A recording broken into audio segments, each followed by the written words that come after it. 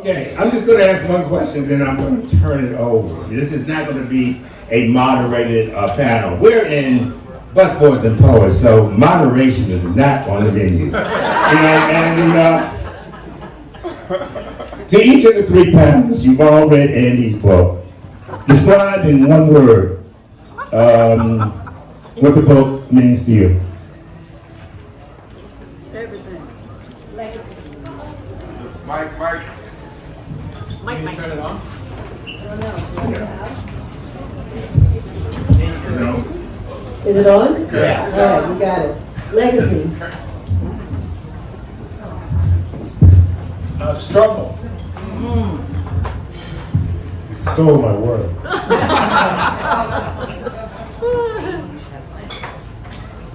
Belonging. Belonging. In the struggle of legacy, what inspired you to write this book, Andy? First of all, thank you all for being here. It's such a joy and a pleasure to have family here, so it's great to see you all. What inspired me to write this book is the fact that when I first opened Busboys and Poets, one of the most common questions that were happening is the owner black? That was almost a refrain. Before, usually people ask, where's the bathroom? That's usually the first question. But this was like, is the owner black when they walked in the door?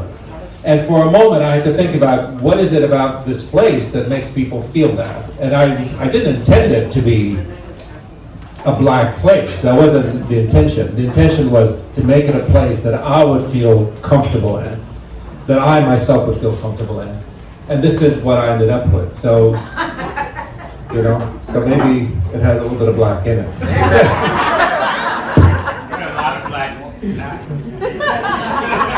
It turned out, who was it? It was Ben Gillis that asked me to do my DNA.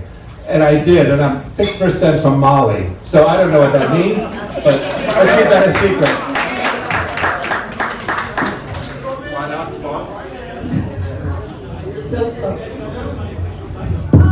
Well, I want to kind of begin at the beginning, because one of the reasons you got into the food business was because your father used to work in Washington for what was known as the Arab League.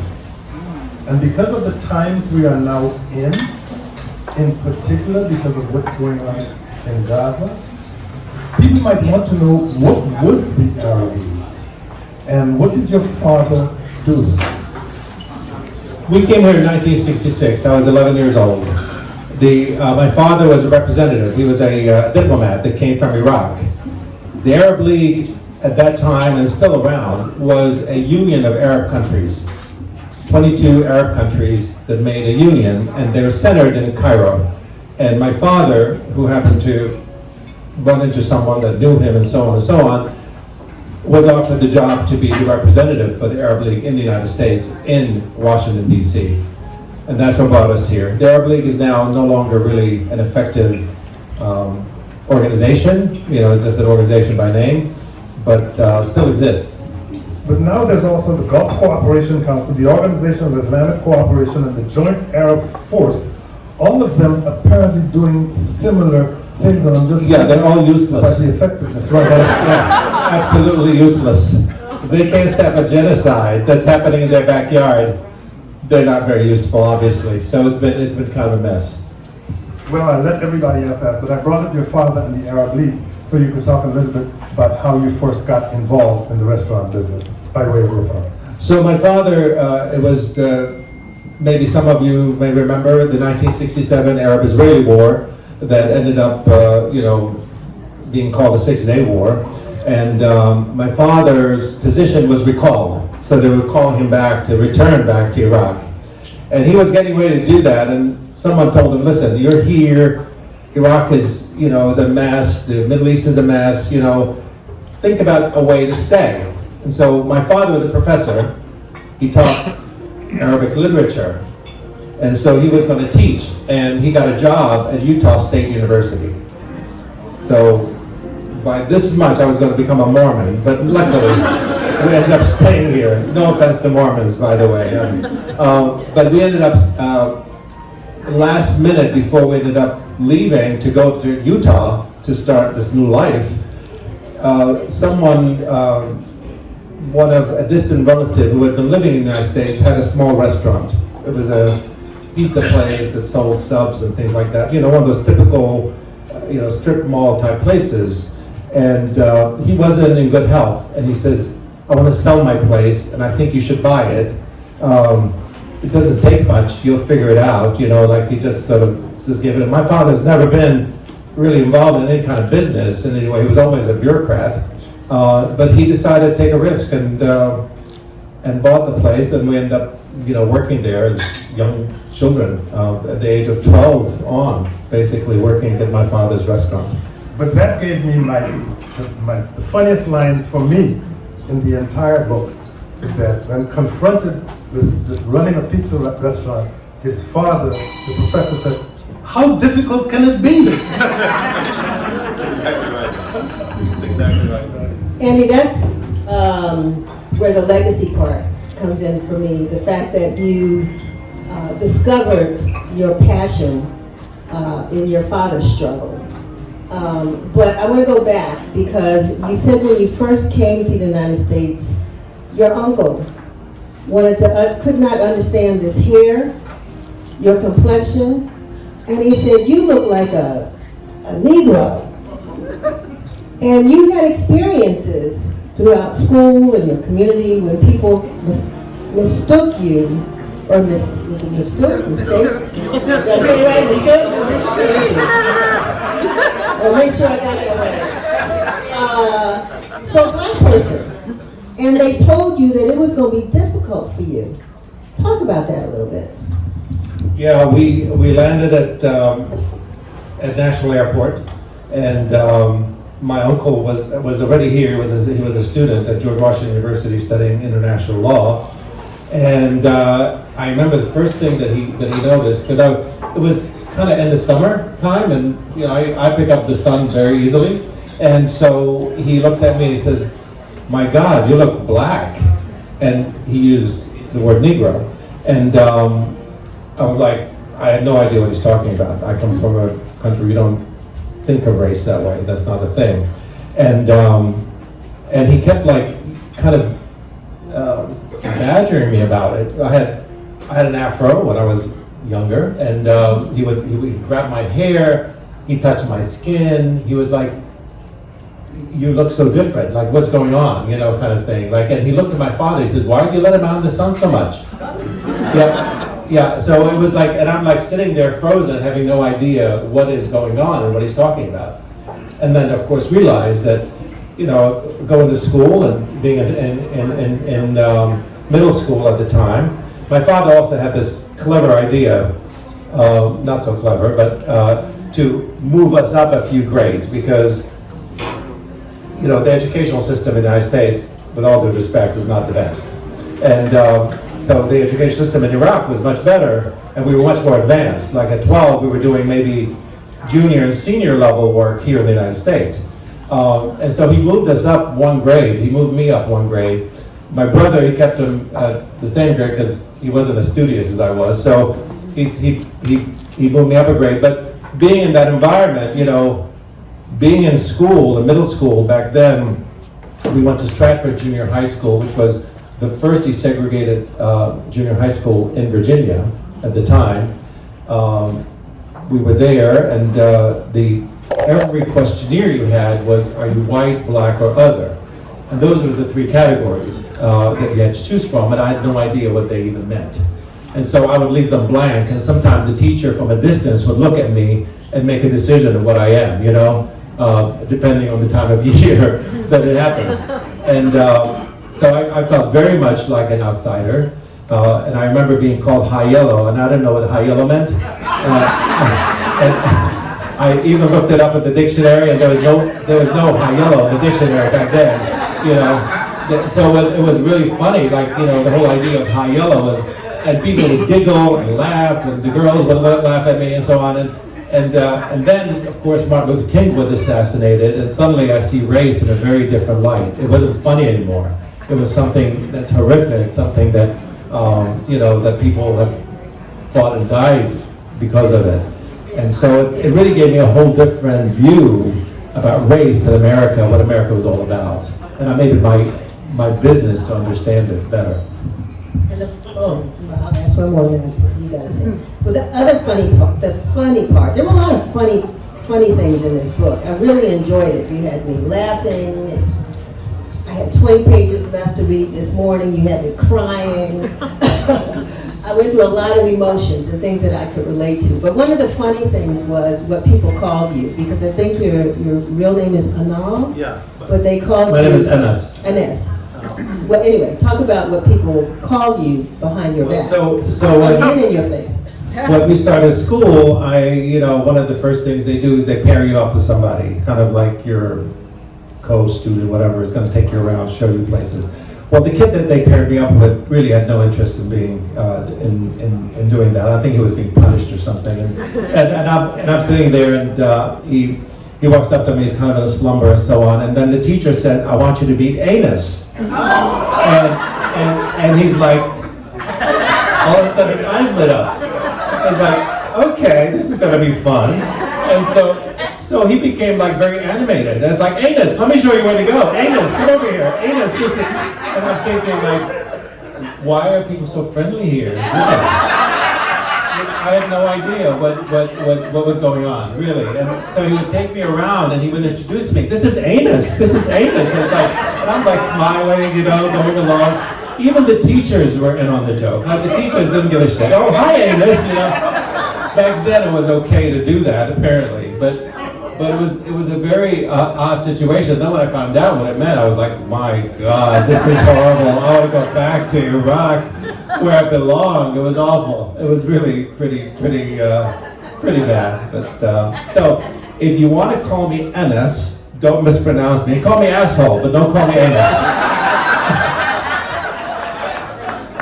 I'm just interested in what's it like coming to a country that, I mean, first you really didn't speak English at all. What was that like, coming into a situation where when you're being put into school and you're having to deal with a language you really hadn't spoken before? Well, in young people, kids learn language very fast. When you're immersed and you have to learn it, you learn it pretty quickly. It's interesting, there's an age break there. If you come before a certain age, you lose your accent. 16 or something like that? It's like, I think it's more like 11, 12 actually. I think if you're like a teenager already, you kind of hang on to the accent. I don't have an accent. I mean, I sound like a native born, I guess, for most people. But it back then it was, of course, very difficult. And the English that we had, which was very rudimentary, like where is the bathroom, or good morning, or hello. I don't know what hi meant. Like when somebody says hi, that's an American thing. Hi to me was high or low. It was like, what does hi mean? So for a while it took me a long time to try to figure out some of the, the colloquialisms of the language. But you learn it. And the fact that you really don't have what I would consider a foreign accent. I mean, did you work really hard? No, I really didn't work hard on a foreign accent at all. I mean, whether or not to have it, I pick up languages very easily. So for me, it's a thing that I speak Arabic, of course. I speak English. I'm pretty good in Spanish, and I'm pretty good in French.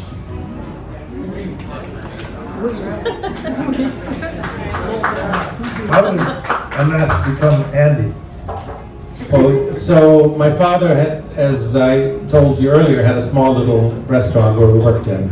This is like a greasy spoon, what they call, a small place in a strip mall that had like, everybody came to it. It was like, the local attorney, the local doctor, the local plumber, the local mail carrier, everybody kind of intersected in that place. It was kind of like a Cheers sort of setup. And there was this one guy, this drunk, that came every single day, sat at the bar, and just drank beer after beer after beer. And he'd be there from maybe 11 o'clock in the morning till 9, 10 o'clock at night sometimes. It's a pizza parlor. Yeah, but it has a counter, so it's a pizza parlor. And the beer's cheap, and he just sat there. And he would smoke cigarettes. Back then you could smoke at restaurants. And so he would smoke nonstop, so his ashtray is always full. So one day I'm there, and he happened to be there, and I went to clean his ashtray, and I dumped it out, and I brought it back, cleaned it up, and so on. And he says, "You're a gentleman and a scholar." And I said, "Thank you." And he said, "What's your name?" And I said, "NS." And he says, "What?" And I said, "NS." And he says, "What?" And I said, "NS." And then he says, "I'm just gonna call you Andy." And that was it. It was really that simple. And so afterwards, it was like, okay, Andy sounds much easier, and I don't have to explain it to anybody. I don't have to like stop it every time and to reintroduce myself and tell people what my name is and be afraid that they're going to call me Amos, you know. And so I started using Andy, and it's made my life so much easier. I was able to get around easier. Nobody asked me where I was from. It was okay, you know. So it became a thing, and for a while there in college, I tried to claw it back. It didn't work. And I've been trying to claw it back. It doesn't work. My mother calls me Andy. It's like, okay. I stopped fighting. I'm too old. You were named by a drunk.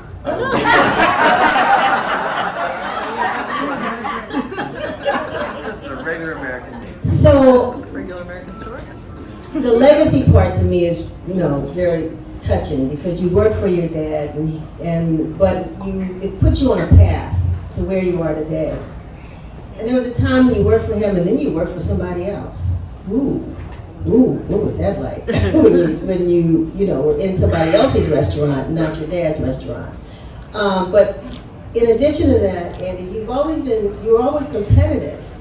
I mean, you wanted to be the best. You wanted to be the best server. You wanted to make sure that things looked right. Everything had to be perfect.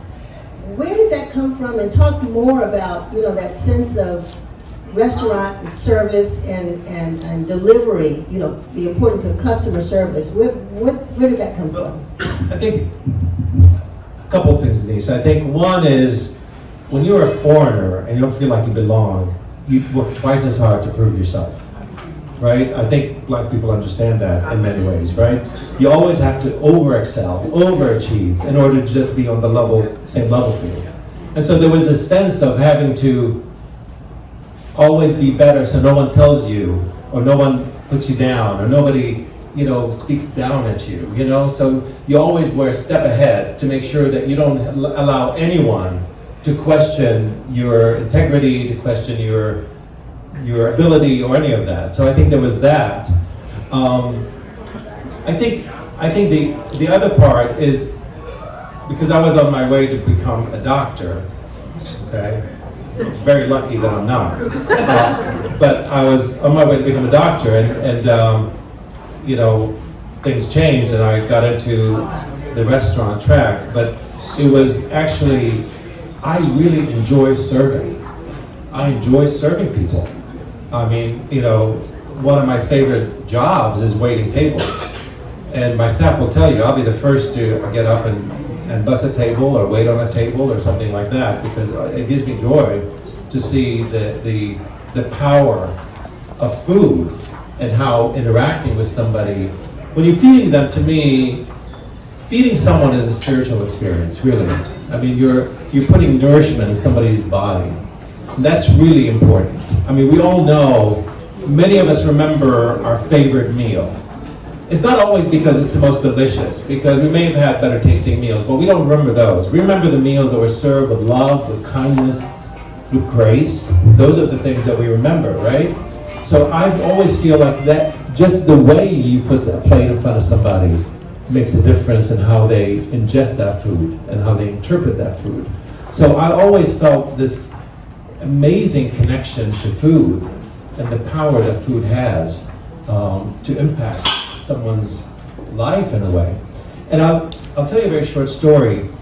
Many years ago, because I speak about food like it's a spiritual experience, I really do, and I believe that. And Pamela, was our events director. She's there actually, the one in the yellow. She said to me, Andy, this is not rocket science. We're not like, just relax about the idea of food. Like, it's okay, we're just serving food. And I said, no, food like really impacts people in a very serious way. We had this argument back and forth all the time about it. And one day, many of you know that we do like on Thanksgiving, we open our restaurant, free meals for anybody that wants to come and have a nice Thanksgiving dinner. We've done it in different locations at different times. Last year we did it here. I think this year we're going to do it here as well. But one day we were having one of those Thanksgiving dinners where people come in, you know, they don't have to be houseless. They could be anybody that wants to come and be in community, right? So we had this wonderful meal, and we had tons of volunteers. And all these volunteers were waiting to greet people as they walked through the door. And anytime a single person would come in, we pair them up with a volunteer, so they're not eating alone. So this one young man came in, probably early 40s. He walked in and we paired him up with a young lady, a volunteer, who sat down with him. And they were having a very animated conversation while they were eating, and they lasted for like several hours. And at the end of the meal, the guy walked up to me. He says, "Are you the owner of this place?" I said, "Yes." He said, "I just want to let you know, today I had planned to kill myself."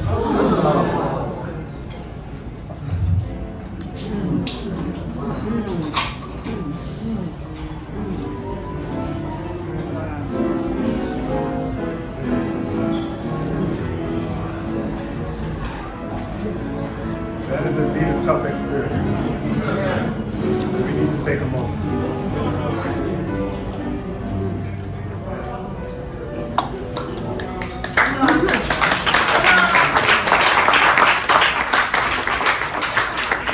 So by having a person sit down and listen and be in community with you, it made such a huge difference for this one individual.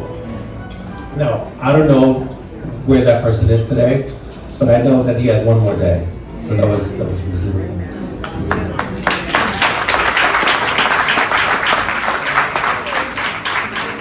One thing, Andy, that I noticed was you were talking about recipes. This is a book about food, and sometimes it gets rather technical. In one little section I wanted to read, you were calling your mother to find out how to make rice. Yep. Make sure you wash the rice with cold water, put some oil in the bottom of the pot, and make it very hot.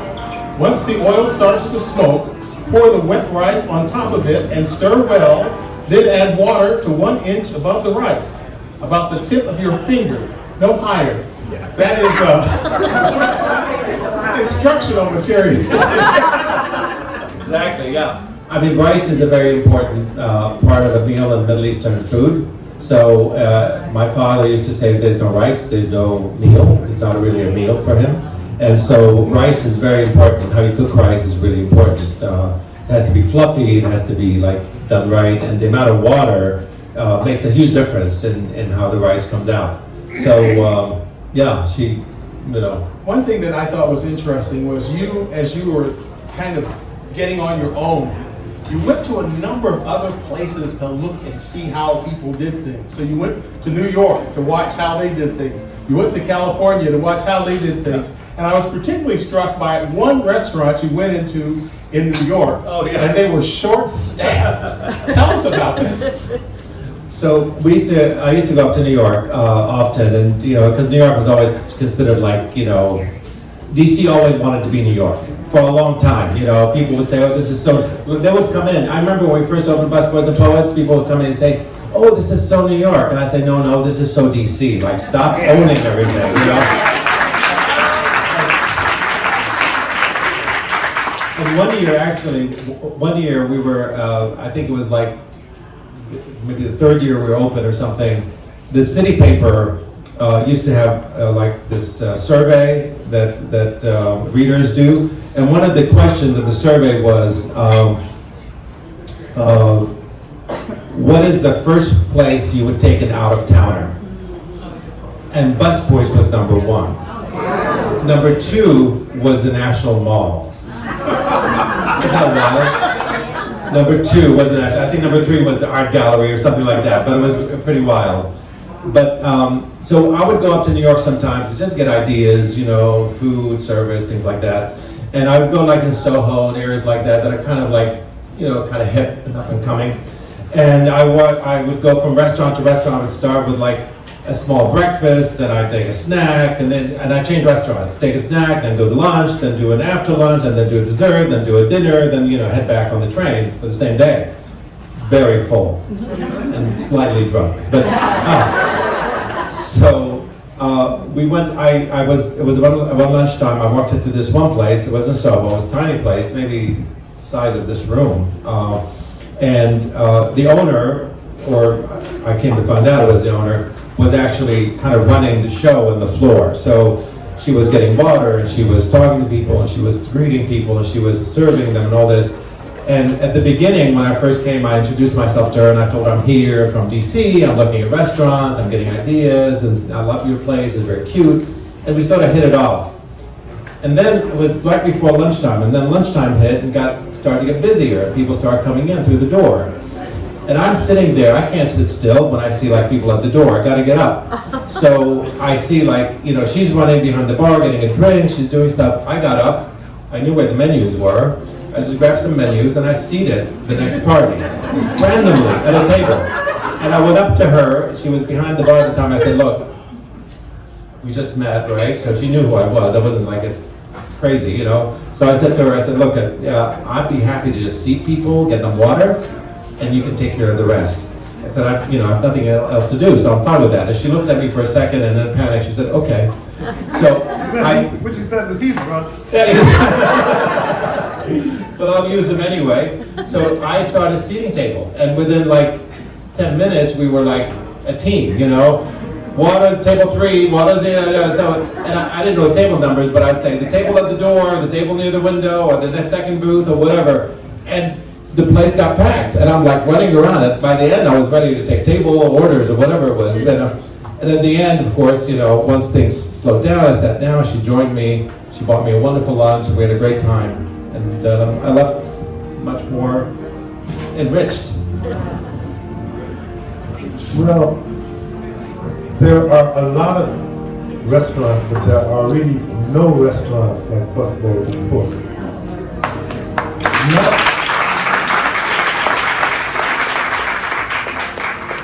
Not only because of the food, but because of, this. Where does the books, the conversation, the politics come from? And what does Ralph Nader and Howard Zinn have to do with it? I wanted to create a place that can bring people together, but also not just bring them together to eat together, but also to learn, also to experience things. So a bookstore was really important.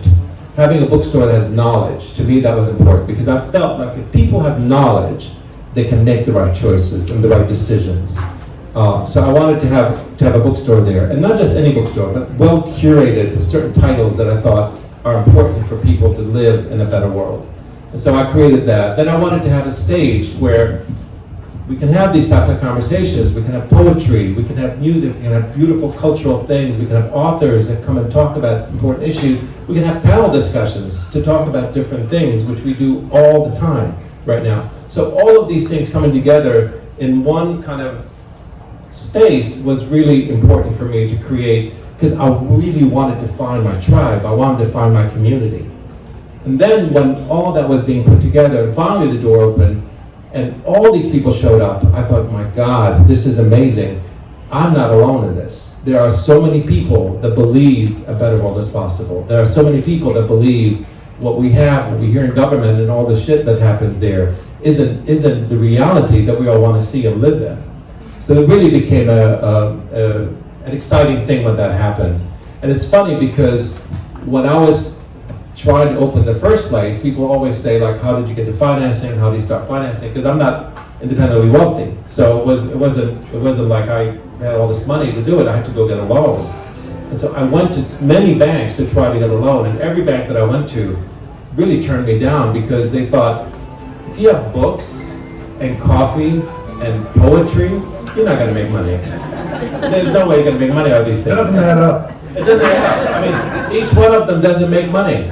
But I believe differently. I believe in synergy. The idea, if you bring all these things together, you create the energy, then things can change and things can happen. And it's funny, years later, I went and got my MBA actually about, 8 years ago. I was 63, I'm 70, so it was 7 years ago. At 63, I went and got my MBA. The reason why I went and got my MBA is and I got it like in a real university, not like an online university. I just want you to know that, okay? I worked my ass off for that MBA, okay? Let's put that out there. But, so I wanted to get it because I was already successful. We had like several places. I wanted to know like, what is it that I don't know? I want to know what I don't know. And after I was done, it was like, okay, they had me like do an interview with me. They said, well, what did you learn in this MBA? And I said, the only thing I learned is if I had taken this MBA before opening Busboys and Poets, I would have never opened Busboys and Poets. And really, it's a real lesson to be learned here because sometimes you got to trust your gut. If you sit all day long trying to decide what you're going to do and do all these risk, analysis, you end up just getting stuck in just analysis paralysis, as they call it, and you end up getting stuck and scared out of your mind. So for me, I can understand why a banker would say no, but the bank that did say yes, Industrial Bank. Hello.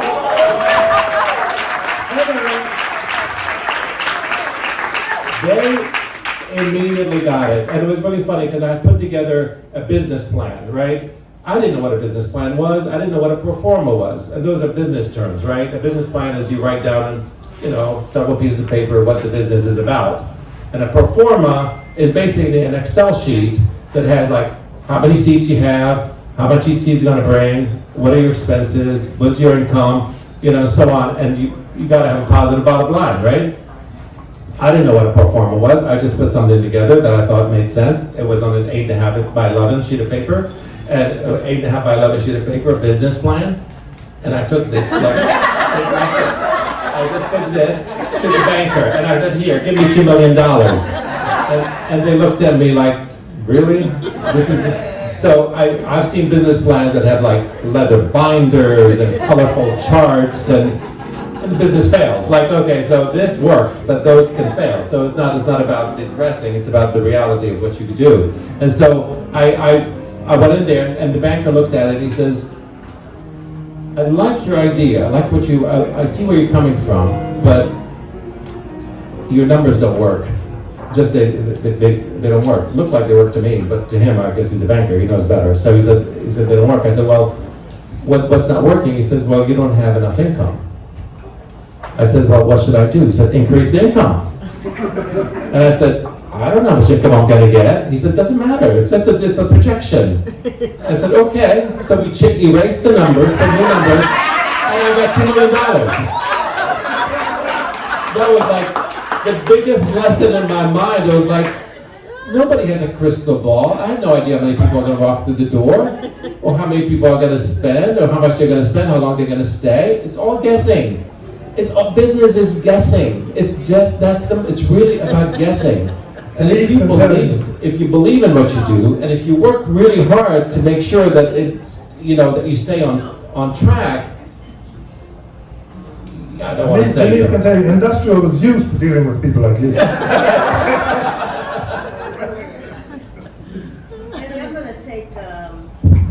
I'm going to take issue with you about this work-life balance. Unless, again, I know that 180 some pages is not enough to tell your whole life story.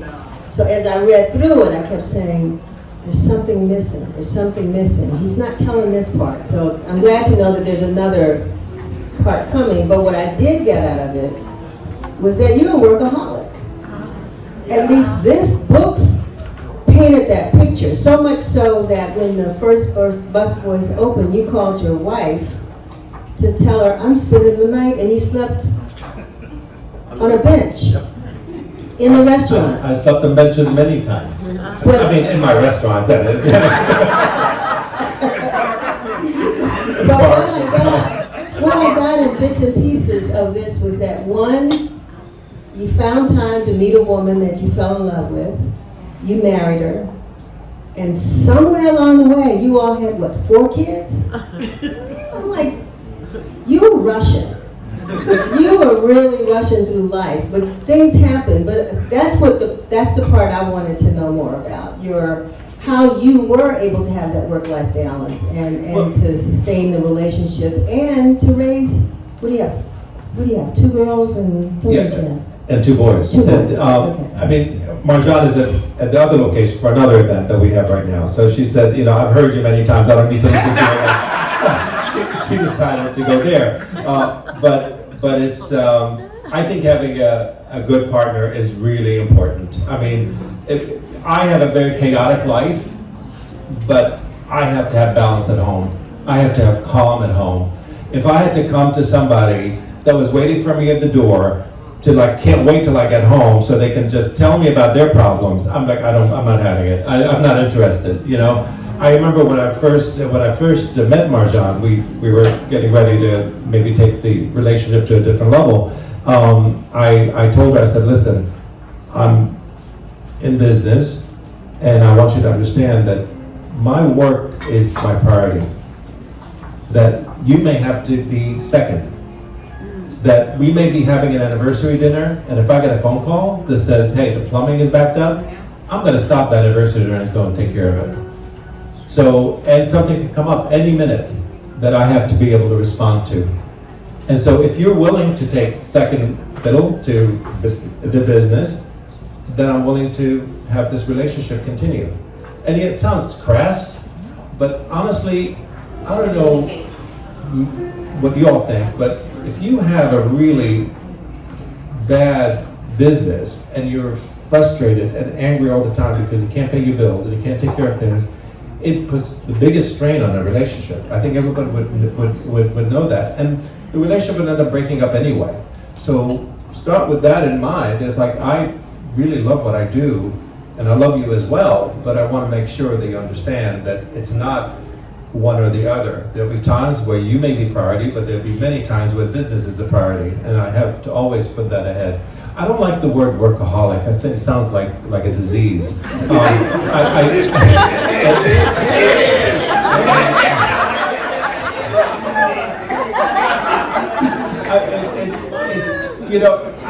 You've got to find something you love.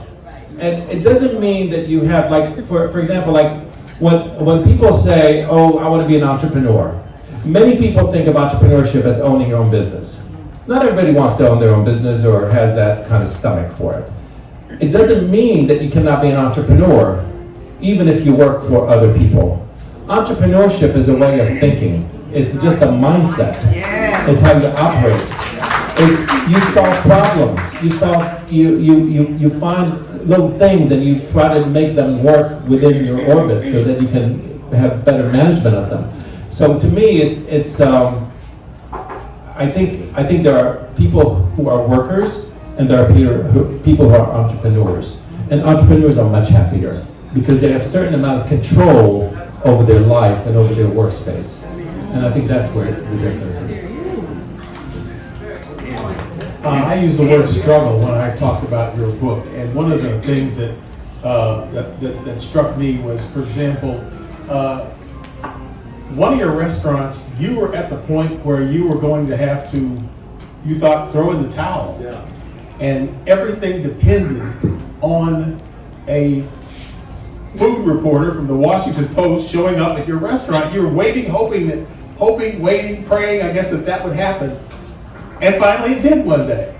And talk about that. I mean, I'm sure there were other times too. For example, you were talking about when you worked at the showroom, that you, for example, had worked hard and you had this position that you knew you were going to get, and then maybe you weren't quite enough. I don't know, but you didn't get this position, and the question is, how do you deal with that? So you had, it wasn't all roses as you were going through this thing. You had a number of disappointments and kind of last minute saves. Yes, for sure. I mean, one of the most, I guess, sometimes there are pivots that happen in one's life that seem horrible at the time, but end up to be the best thing that happened to you sometime down the road. For instance, I was working at the Shoreham Hotel, and I was going to be, I was one of the food and beverage managers at the Shoreham Hotel for a while there, and I was up to the assistant food and beverage director of the hotel, and the position came up, and I was definitely next in line. I mean, I had the credentials. I felt like I was a hard worker. I knew what I was doing, and they passed me over, and they hired this Argentinian guy who looked very white and had really good hair,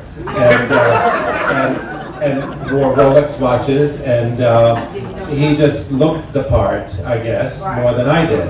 And I was really offended by it. And I thought, you know what, I will never be able to make it in corporate America because I just don't look the part. Especially in the industry at that time, the hotel industry was very European, very European. So all the best, hotels had European managers and European food and beverage directors, and European everything. Europe was the, the carte blanche for hotels. And I'm not European. So I said, screw it. So I decided to leave, I quit. And I ended up, figuring out a way to get into, to go into a different way. And the other part was... That was holding on to the restaurant, hoping it would work.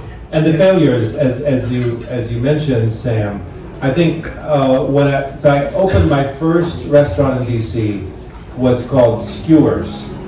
And Skewers was a Middle Eastern restaurant. It was located at 17th and P Street Northwest. And it was a really cute little place. But when I first opened it, I thought I had everything in place. I did everything. I mean, I built the place, I put the paintings, I did the walls, I did all this.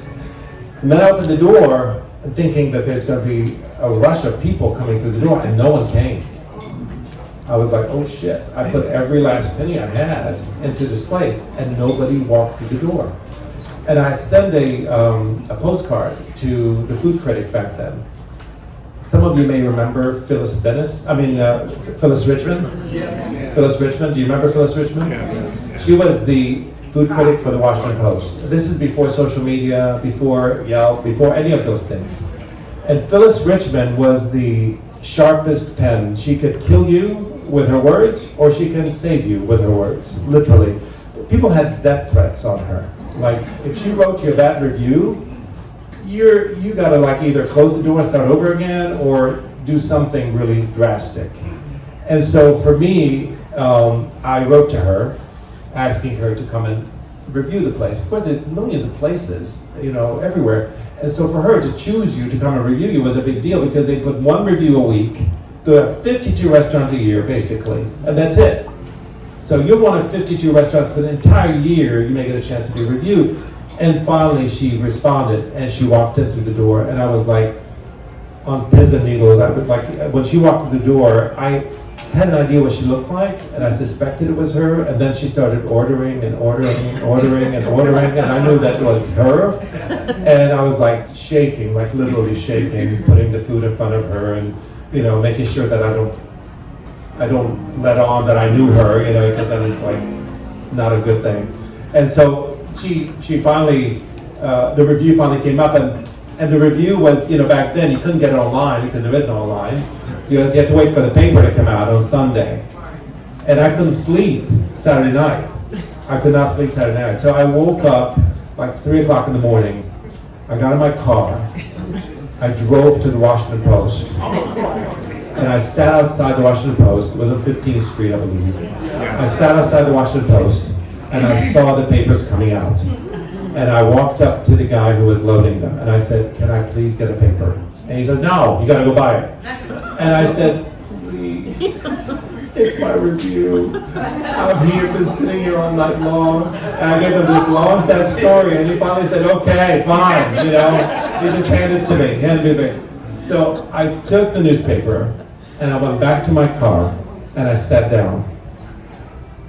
And I don't know if any of you have been like waiting for something, you just didn't want to open, you don't know whether to open it, whether to look for it, and I remember pulling out the magazine, it was in the magazine, and opening one page, and then the next page where the like table of contents is, and it said, Phyllis Richmond Review Skewers, and had a picture next to it. and it had the page number. And I opened the page number, and the top of the headline said, "Simple and Spirited." And it was like, the beginning was, DC has never had a restaurant like this before. And it never had a restaurant like this before. Everything the skewers could do could be done easily by someone else, but no one can make it this much fun. And I thought, wow. Wow. I was burst in tears at that point. I was like, oh my God, this is life-changing. I drove home like as fast as I could. I'm surprised I didn't kill anybody. I drove home, and Marjan, my wife, was waiting for me, like thinking, like, yes, tell me. And I said, look, it's the review. It's the best review. And she was like, oh my God, thank God, you can sleep now. And so I didn't sleep, of course. I changed really quick. I rushed back to the restaurant. I knew it was going to be like a deluge. And back then, right now, like a review from the Washington Post is not all that. People like look at other ways to do this. But I rushed home. I rushed back to the restaurant, started preparing food. And that night, we were doing an average of 20 individuals. I'm talking 20 people a night, like really pathetic. And we went from 20 to 200, literally that night. Of course, it sounded like a blessing, but it was hell, because you can't prepare for that. So I had to hire more people, cook more food, buy more stuff. Everything had to be done because I was running on a shoestring. I didn't have the depth to be able to withstand that. So it ended up to be a really challenging time, but went on for a few weeks before. And to add insult to injury, the weekend the review came out was the weekend before the biggest gay march on Washington, D.C. It was 750,000 people showed up in Washington, D.C. And of course we were in DuPont Circle, So we were epicenter of the gay movement. And there is this review that came out. So that night, the following night, that I think Friday night or Saturday night, the place was so packed, it looked like a mosh pit at a Madonna concert. It was ridiculous. It was so ridiculous. I called my wife and said, bring every friend you have. I don't care what they do. They can just serve water. I don't care. Just people. We needed bodies.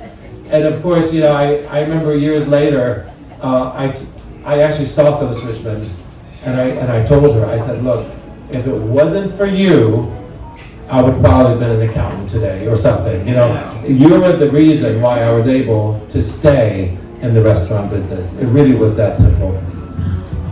Andy, you gotta get ready to sign books. All right. All right. Well, can I ask one more question? Yes, you may. Because people need to know how We have time. the building you're in, the first building, book ends with the establishment of the restaurant on 14th Street. People need to know the connection between that building Oh, yeah. and the poet who was a busboy, Langston Hughes. So when I was looking to open Busboys and Poets, I wanted it to be in a place that really represents, to me, DC. And the U Street corridor made the most sense to me. That was the center of DC. I wanted it to be there. I looked everywhere. I went up and down the street looking for places. Many of you know that used to be called Black Broadway. Sorry New York, but that was the birthplace of the Harlem Renaissance, is U Street, the U Street corridor. The Howard Theater opened several years before the Apollo Theater. People need to know that, and New Yorkers can go F themselves. Really, it's so funny. The Harlem Renaissance started in DC. I want you all to remember that and repeat it. Yeah. So as I was driving up and down the street, I was seeing the changes that were happening there. There were many buildings that were coming up, and a lot of the buildings are named after iconic figures who lived in DC. For instance, there was a building called the Ellington, named after Duke Ellington, still there, right? So this is a Black Broadway, naturally a building named Ellington makes sense. But what didn't make sense is that the retail part of it, there was a tanning salon. So in a building called Ellington, on a street called Black Broadway in segregated DC, there's a tanning salon, was one of the first businesses to open there, after all the changes that were happening. So I thought, oh wow, what an interesting business model for that one. And then I turned the corner around and I saw a building called the Langston Lofts. And I knew that many of the people that were probably moving into that building, young white professionals that were moving into the city as the city was going through some serious gentrification, still is. You see the young people had no idea what the building's named after. Like to them, Langston could be, the cousin of the developer, They had no idea who Langston Hughes was. But they had a picture of Langston Hughes actually in the lobby, but no one paid attention to it. I don't think they knew who that was or whether there was any relationship to that picture to the building. And so when I started thinking about doing the place, I knew it had to have a connection to there. And of course, Langston Hughes lived in DC. And some of you may know the name Busboys and Poets comes from that. It comes from, Langston Hughes worked at the Wardman Park Hotel. And he was writing poetry as a young man, then at age 22. Of course, being black, he couldn't eat in that restaurant, but he worked in that restaurant as a busboy. And one night, a very famous poet by the name of Vacha Lindsay. Many of you have no idea who Vacha Lindsay is, nor should you. But Langston Hughes became somebody really important after that. But the reason why is because Langston Hughes saw Vacha Lindsay there, recognized him, wrote some poetry on a piece of paper, put it next to his plate. The next day on his way to work, he picked up the newspaper and he read that Vacha Lindsay had discovered a busboy poet. And that's the name Busboys and Poets comes from. So it was connected to Langston Hughes and to the building that we're in. And of course, I name all the rooms, different people. This is the Marion Barry room, many of you know. The one in the 14th Street is called the Langston Room, which is the room in the back that we have events and programs in.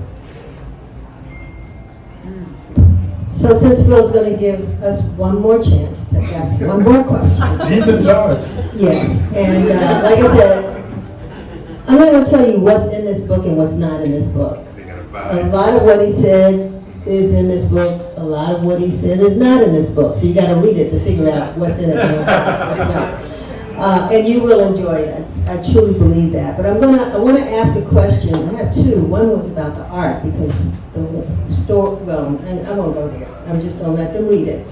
But the part that I want to kind of move a little bit away from you, Andy, and I know how important it is. We talked about service and the people that you brought in to actually serve your customers. I mean, how you select your staff. And I know even here at this Busboys, you've been very, very focused on making sure you're bringing in the right people. It was really nice to see some unfamiliar faces at the front, some young men out there who were very, very hospitable.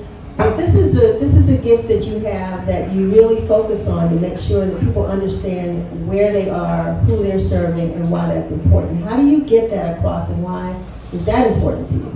Well, when we first opened Busboys and Poets, as I said, there was a real intentional approach to race, because I knew, having worked in many restaurants throughout my life, I knew how race plays out in restaurants.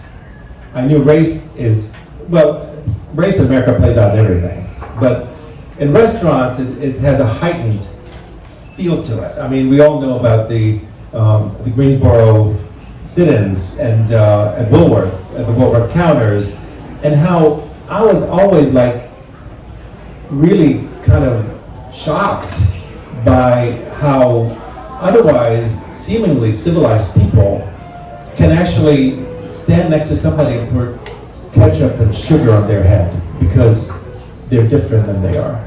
It made absolutely no sense to me, but I also understood that food and dining together with others has a spiritual space to it, right? So people are very afraid to break bread with people that are different than they are. That's historic, right? So I wanted to create that kind of space, where people come in and feel a sense of comfort. So I started out with what we call a tribal statement. And I wanted race to be at the forefront. Our tribal statement says, we are a place where racial and cultural connections are consciously uplifted. A place where art, culture, and politics intentionally collides. A place to take a deliberate pause and feed your mind, body, and soul. We believe in creating such a place we can begin to transform our community and transform the world. I know it sounds very lofty and very big, but I really did believe that somehow you got to start with the end in mind. What is it that you want to do? And to creating a space that are racially charged. I wanted people, when we first opened, and I do this now once in a while, but I used to do it every single group of people that come into work. I would sit down with them and I'd talk to them about race.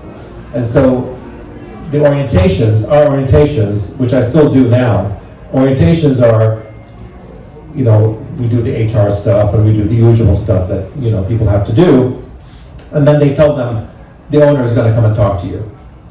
And most people think, oh, he's going to come and tell us how we have to like wear the right uniform and behave well and all this stuff. And I walk in and I say, well, I want to talk about race. How does race play into your life? How does race impact you? Have you gone out to restaurants where you felt racially profiled? How does that feel? What does that look like? And so this conversation, I don't know of any other CEO that has this kind of conversation with their staff.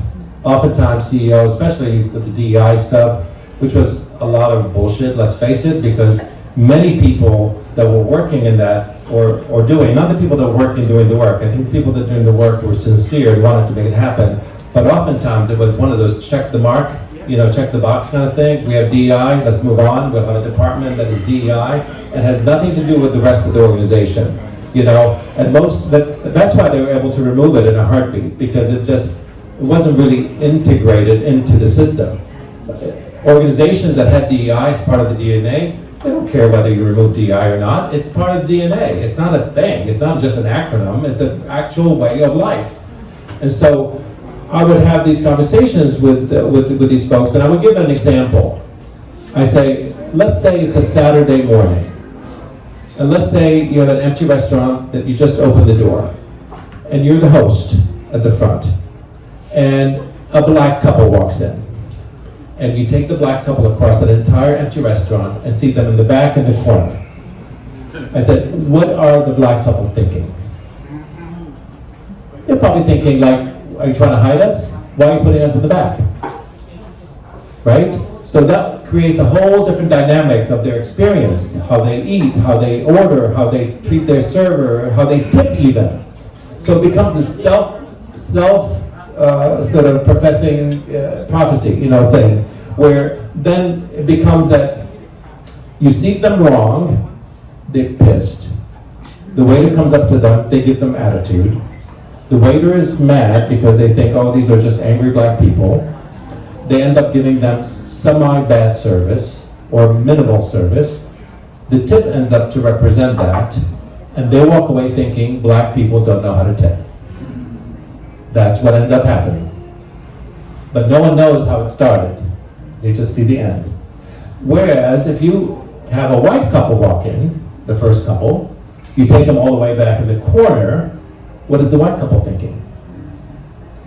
Thank you for putting us in this little cozy space. I mean, really. I mean, that's what they think, right? So it's a very different dynamic that happens. So race has to, so when these young people come into work sometimes, especially white young people when they come into work with us, the first thing they want to say is, I don't see race. I'm race blind. And we tell them, no, you got to see race. Because if you are race blind, you're going to be racist. There's no other way around it. In this country, there's no such thing as race blind. Race is a part of the DNA of this country, and you got to recognize it. And if you recognize it, you can avoid the pitfalls. You can avoid the problems like I just mentioned. So when you seat somebody in the corner, think about it. Who am I seating? How are they feeling? Rather than sit them in the corner, ask them where would they like to sit. They may choose the corner, but that's their choice, not yours. And I think that's where race plays into restaurants in a very, very direct way. I would just note, you hear me on this now? Thank you. I would just note that Andy is an artist too. I have gone to cover his cover stories with Andy, and he's actually out there painting himself in front of one of his restaurants. I think this one was in Hyattsville or something like that. Yeah. But anyway, the last question: are you running for mayor again?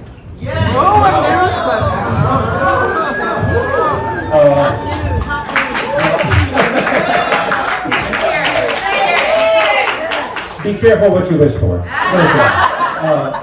I would say probably not. I don't think. I think I would like to see someone younger be able to run. I think there's lots of great people out there that can do this job far better than I would. I think I'm a better agitator than I'm a legislator, I think. And I love being an agitator. It's such a comforting space to be. I can trash the mayor all I want without having to do the work she has to do. I know, I've been back and forth with her about the way she's handling herself with Trump. And then I saw her in front of, what's her name, Nancy Mace, that woman that was asking about, and I saw how she answered. I wrote to her, I said, good job, Nancy. I think it was the first time I told her good job. She responded, she said thank you. So I was like, okay, we're on back on track. But yeah, I've been back and forth with the mayor, and I wish her the best. But I'm sure. Is anybody running here for office? Where's Salim? Where's all kinds of people? Yeah. Kimon, where are you, Kimon? Yeah, exactly. Andy, welcome. You good? I'm gonna take the. Wasn't this wonderful? Thank you so much, Andy and Kojo, Sam, and Denise.